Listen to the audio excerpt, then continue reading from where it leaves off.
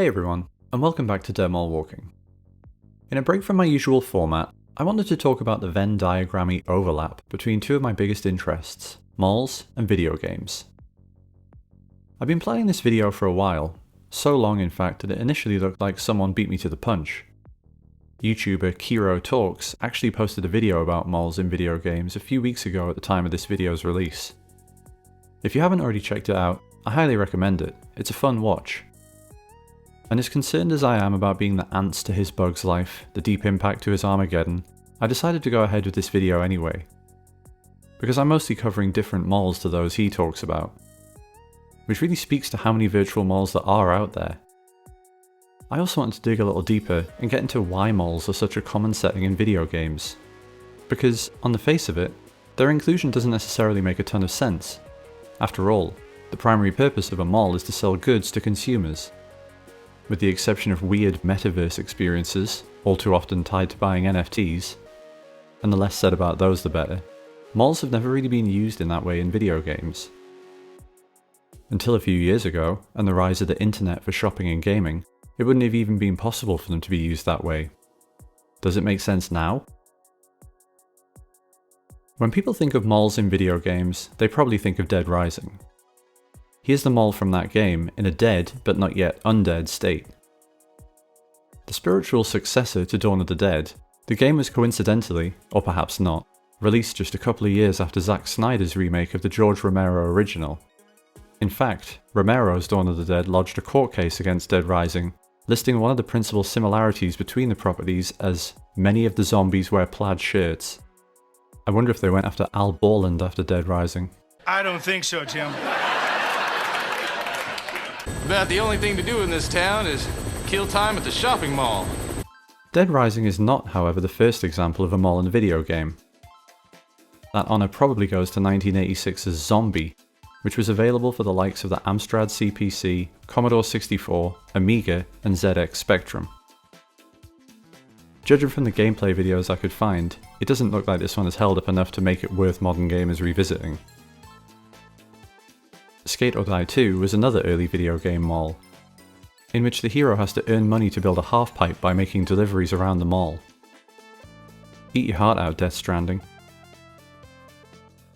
I also need to give a shout out to Mackenzie & Co., an FMV game released in 1995. Before Her Interactive started producing Nancy Drew games, they created this, according to the box art, 5-CD action-packed game girls will love. An interactive motion picture game that delivers endless hours of entertainment. The reality? Think Clueless with more questionable acting.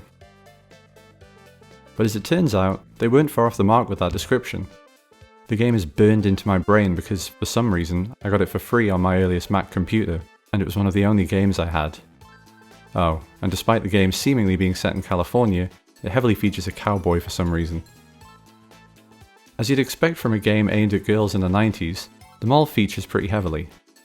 Depressingly, most of the real brands featured are now defunct, which means that the Bayview Mall is probably a dead mall in 2023. I wonder if my parents were concerned that I spent my preteen years playing a game in which you pass your time dating boys, putting on makeup, and going to the mall. Maybe I was just a very progressive child.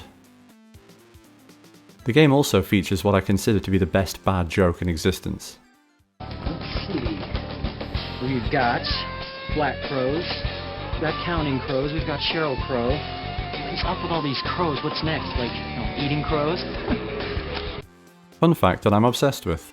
The Mackenzie of the title refers to the car shared by the game's main characters, and is an acronym for Marvelous, Cool, Kinetic Movement, Everlasting Friendship, Nonconformist, Zany, Ingenious, and Empowered.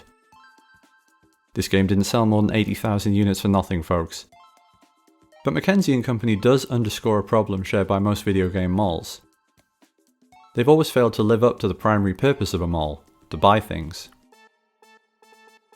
By allowing you to buy products for your character in the mall, even if it didn't really have any impact on the first-person gameplay, Mackenzie & Co. was actually sort of ahead of its time, setting the stage for how you make cosmetic character choices in games like Fortnite and NBA 2K, the latter of which now regularly features a virtual mall environment where some players spend obscene amounts of virtual currency. Brands like Walmart are betting big on the fusion of real shopping and virtual space. But aside from lunatics like me, does anyone out there really want to spend their time wandering around a virtual Walmart? Maybe. But that still doesn't explain why there are so many malls in video games. Sometimes, their inclusion is pure nostalgia. We live in the age of rose-tinted glasses, or maybe that should be neon-tinted glasses, and there's no shortage of 80s inspired fun to be had. I mean really, the composers of the music you hear at Vice City's North Point Mall absolutely did not need to go that hard. For those of us who still crave mall culture, Vice City and Teenage Mutant Ninja Turtles Shredder's Revenge offer us a little taste of that. Like the member berries from South Park, or Pepperidge Farm. Remember those days hanging out at the food court with no responsibilities? We remember.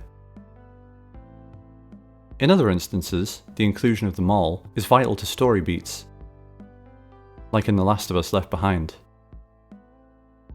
The sense of wonder Ellie experiences in Liberty Gardens at the carousel, photo booth, and arcade reflects the absence of a traditional childhood that she keenly feels. The game jumps between Boston and a mall in Colorado where Ellie is scavenging for medical supplies to treat Joel's injury. In the context of the story, it ties her flashbacks to the present day. But it also strengthens the narrative of trauma, underscoring Ellie's fear that she's going to lose Joel, just as she lost Riley. The malls are different, but they're also the same. Just like every day is different, but in the post-apocalyptic hellscape she's forced to exist in, every day is also the same. So why do so many video games use malls as a backdrop? Well, they make for such a good setting because of the commonality of mall aesthetics. The first time I played Watch Dogs Legion, I was astonished at how faithfully they managed to recreate the city of London. Not long after starting the game, I drove out to visit the flat where I used to live. I walked over the bridge I used to take to work. I met up with an informant in a pub where I used to drink. And I loved every minute of it. I can only assume that LA natives feel the same way about GTA 5, and New Yorkers get the same vibe from The Division or Insomniac's Spider-Man. But most people don't live in cities.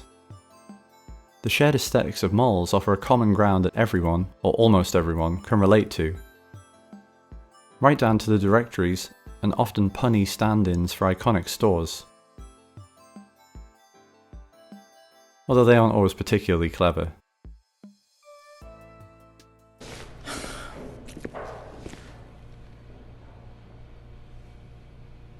Nice camera.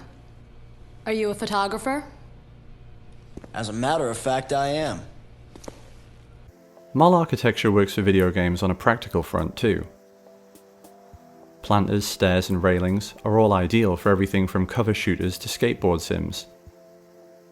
It's difficult and technically demanding to make vast open areas feel inhabited. All too often, you end up with spaces that feel empty or seeing the same NPCs over and over again, which can definitely break the immersion.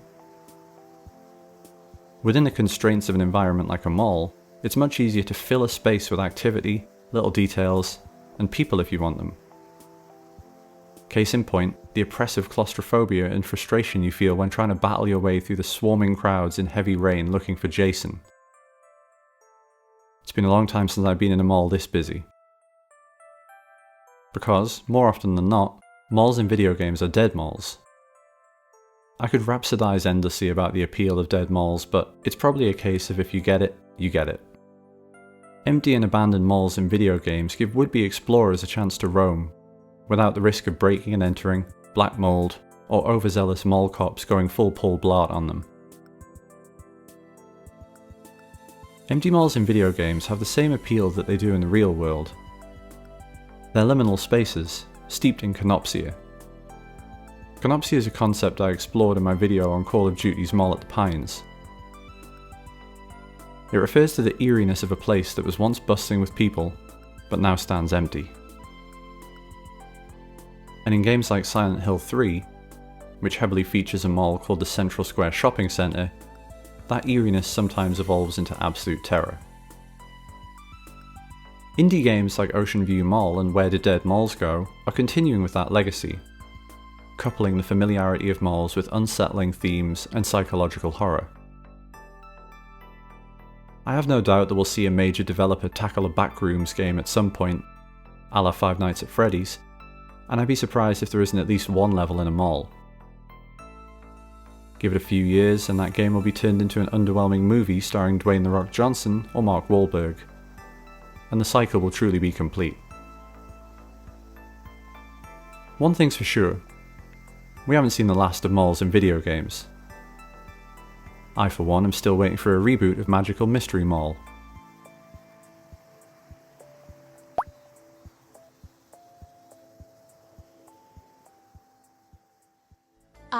Nothing better than being at the mall on a rainy Saturday. There's nothing better than being at the mall on any day, Mary Kate. Good point. The trappings of malls, whether it be humming neon or food courts that you can almost smell, continue to play a role in TV shows, like Stranger Things and that 90s show, even if they don't always play a role in our own Amazon-centric lives. But there's still space for virtual malls to grow. In my video on Call of Duty's Mall at the Pines, I expressed a desire to be able to just wander around a virtual mall, maybe with avatars of my friends or even complete strangers. Here's YouTuber The Librarian doing just that in a lovingly rendered version of Dead Rising's Willamette Parkview Mall in VR chat. Because that's what the mall always used to be about for so many of us. The freedom to wander. The possibility of some random encounter that might change your life always around the corner. Something you just don't get browsing Amazon. But maybe, just maybe, you could in the next virtual mall. For now, I guess the closest I'll get to that is buying a VR headset, an omnidirectional treadmill, and running laps around the Dead Rising mall, like YouTuber Press Start to begin. Or, you know, going out to the real world. Ugh.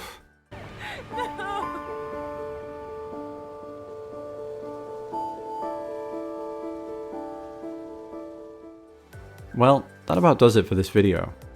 If you enjoyed it, I hope you'll consider dropping a like.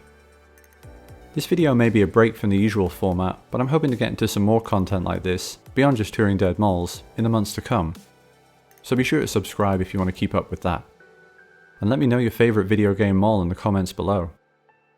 My Instagram, Patreon, and a few other ways to support the channel, like some Amazon affiliate links, are down in the description. Oh, there's one of those infamous plaid shirt zombies. Better call the lawyers. Until next time, goodbye from the mall. Now if you'll excuse me, I need to get back to looking for someone. Jason!